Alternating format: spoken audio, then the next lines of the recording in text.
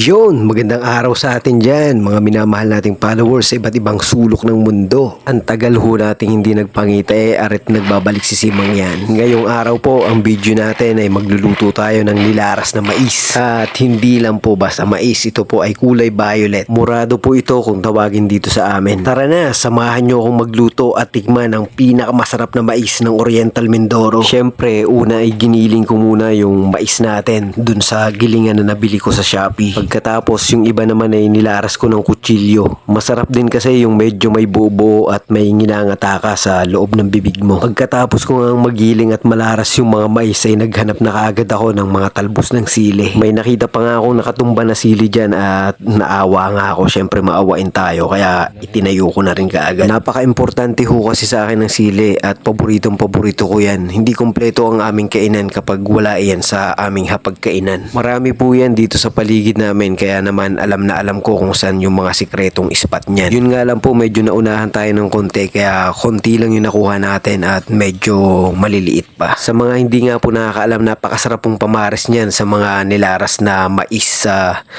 munggo at sa iba-iba pang klase ng gulay. Talaga namang solid na solid yung lasa at napakamasustansya pa. Ilang piraso lang to guys. Wala.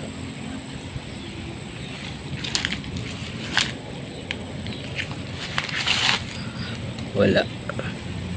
Inaabot na nga pala tayo ng gabi at naisip ko meron nga pala dun sa tabing bakod sa kabilang lote. Kaya naman dali-dali na akong pumunta para makuha natin yung mga talbos ng sili dun. Tama nga yung hinala ko, napakarami dito at napakatataba pa ng mga talbos ng sili dito. Mas marami kasing talbos ng sili, mas masarap. Medyo nakakatakot nga lang manguha dito kasi minsan may lumalabas na ahas dito. Napakamasukal na kasi ng gilid nito kaya naman paboritong paborito tong tirahan ng mga ahas. Pero dahil ako lang yata siguro yung nakakaalam nito kaya ang dami kong nakuha. Sulit na sulit yung punta ko dito kahit pa makagat ng ahas. Ay huwag naman, ikaw na may magluluto laang ay magpapakagat ka pa sa ahas. Ay ano gayon? Yan, basag! Ay, sorry. Gusto ko lang namang makakuha ng maraming talbos ng sili. Siyempre, samahan din natin ang malunggay. Tingnan nyo naman at napakatataba ng malunggay natin dito sa tabing bakod. Isang dahon pa lang ay kainamang lapad.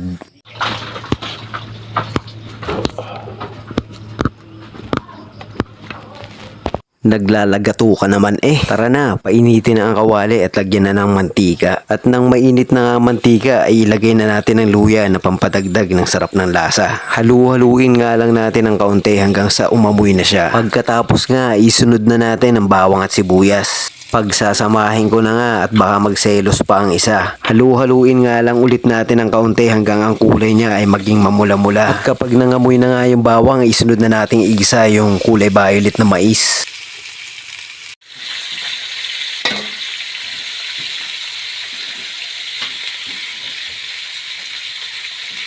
Imekos-mekos nga lang natin ng konti tapos lagyan na natin ng tubig. Habang nagpapakulo, nagprito na rin ako ng galunggong. Yung medyo malutong-lutong. Sauce, tamang-tama at swabing-swabe ang kainan natin ngayon. Nagdagdag nga rin pala ako ng nor beef para lalong sumarap ang ating nilaras na mais. Tapos nagdagdag na rin nga pala ako ng asin para swabing-swabe na talaga ang lasa. Dalawang maliit nga lang pala na kutsarita para tamang-tama ang timpla. Yun! Amoy pala ang ay damang-dama ko na. Makakalimutan ko pa ang crab meat eh. Aray at tatadtarin ko na. Katapos ay aret, ilalagay ko na at baka maunahan pa ng iba. Kahit naman ho wala iyan ay masarap na. Pero kung meron ay mas maganda. Ilalagay ko na nga rin pala ang hinimay ko na malunggay na pampahaba ng ating buhay. Isasama ko na nga rin ho ang talbos ng sili na ginabi na nga ho tayo sa pangunguha nito. Pakuluin nga lang ho natin ng kaunti at meron na tayong nilaras na violet na mais. Tara ho, lamo na tayo! Tara, kain po tayo ng masarap na nilaras na mais na kulay violet. Ayan o. Tingnan yan. Sarap na yan. Ayan o. Ayan. Sarap na yan. Tara, kain tayo.